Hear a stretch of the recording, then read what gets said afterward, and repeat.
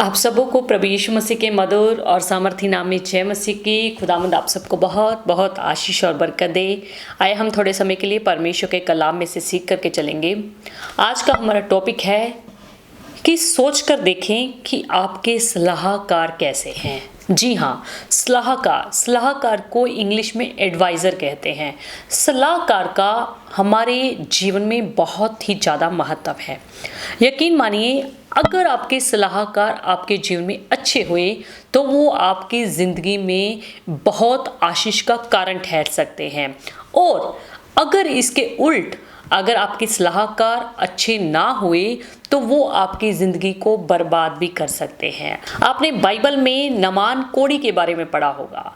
Bible ऐसा बताती है कि नामान कोढ़ी जब अलीशा प्रभु के सेवक के पास अपनी चंगाई पाने की आशा रखते हुए उसके पास गया, तो बाइबल ऐसा बताती है कि नामान कोढ़ी को अलीशा ने ऊपर से संदेशा भेजा कि जाकर यरदन नदी में 7 बार डुबकी लगा तो तू ठीक हो जाएगा। बाइबल ऐसा बताती है कि नामान कोढ़ी इस बात से बहुत ही नाराज हुआ, गुस्सा हुआ कि अगर मैंने डुबकी ही लगानी थी अपनी चंगाई पाने के लिए, तो क्या मेरे देश में पर्पल नदियाँ इस नदी से भी अच्छी नदी, इस यरदन नदी से भी स्वच्छ नदी ना थी?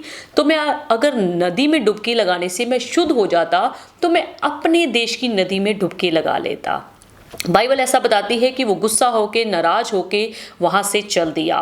और जब उसके सेवकों को इस बात के बारे में पता चला तो उसने सारी बात उनको बताई।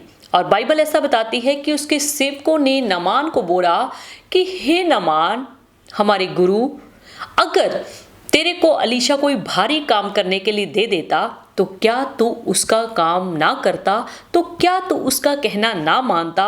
नामान की समझ में ये बात अच्छे ढंग से आ गई कि वाकई में अलीशा ने मुझे कोई भारी काम नहीं दिया था।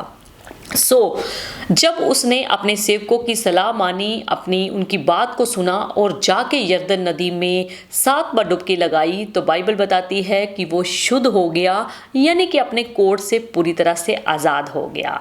जी हाँ, खुदावंद के प्रिय लोगों, अगर नामान के सलाहकार ऐसे होते, अगर नामान को ऐसी सलाह मिलती कि तूने बिल्कुल ठीक किया कि तू इतनी दूर देश में गया, क्या यरदन नदी में डुबकी लगाने गया था, तो क्या तू अपने देश की नदी में भी तू डुबकी लगा सकता है?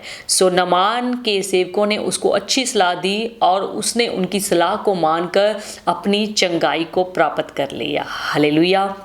खुदावंद के प्रिय लोगों, उसी तरह हम बाइबल में देखते हैं कि परमेश्वर के दास मूसा के पास बहुत सारे लोग जो है न्याय के लिए आया करते थे। और जब उसके ससुर यित्रो ने देखा कि ये मूसा मेरा दामाद सुबह से लेकर शाम तक बैठा रहता है, कितनी इसको थकावट हो जाती होगी और कितने इसके साथ रहने वाले, काम करने वाले लोग भी पूरी तरह थक जाते होंगे, तो यित्रो ने अपने दामाद मूसा को सलाह दी कि तू ऐसा कर, 1000, 100, 50 और 10 के ऐसे तो प्रधान ठहरा दे, इससे तेरा बोझ भी हल्का हो जाएगा। मूसा ने अपने ससुर यित्रो की सलाह को माना और इस तरीके से कर लिया और उस तरीके से उसका बोझ हल्का हो गया। हालेलुया।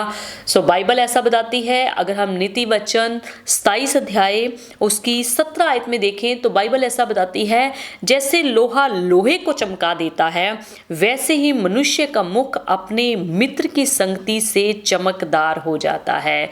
जी हाँ, खुदावंद के प्रिय लोगों, अगर आपके जीवन में सलाहकार अच्छे हैं तो आप उनकी सलाह को मानकर आप भी एक दिन सुख प्राप्त करेंगे। और अगर आपके सलाहकार अच्छे नहीं हैं तो आप उनकी संगति करके अपने जीवन को भी बर्बाद कर लेंगे। बाइबल में अनेकों ऐसे हमें उदाहरण मिलते हैं कि जिन्होंने अपने अच्छे सलाहकारों से सलाह ली और उसको अपने जीवन में अप्लाई किया तो उन्होंने बहुतायत की आशीष भी पाई और आगे जाकर उनको सुख भी मिला। परमेश्वर आपको इस वचन के द्वारा बड़ी आशीष दे। सलाहकार जब भी चुने परमेश्वर की आत्मा की अगुवाई में, और परमेश्वर की आत्मा की अगुवाई में चलने वालों को हमेशा अपने सलाहकार बनाकर चलें। देखिए परमेश्वर की आशीष, परमेश्वर की बरकत कैसे आपके जीवन में ठहरती है। परमेश्वर आपको बड़ी आशीष दे। God bless you. प्रभु के नाम में, प्रभु के अनुग्रह में हमेशा हमेशा बढ़ते चले जाएं। सबों को जय मसीह की। आमीन।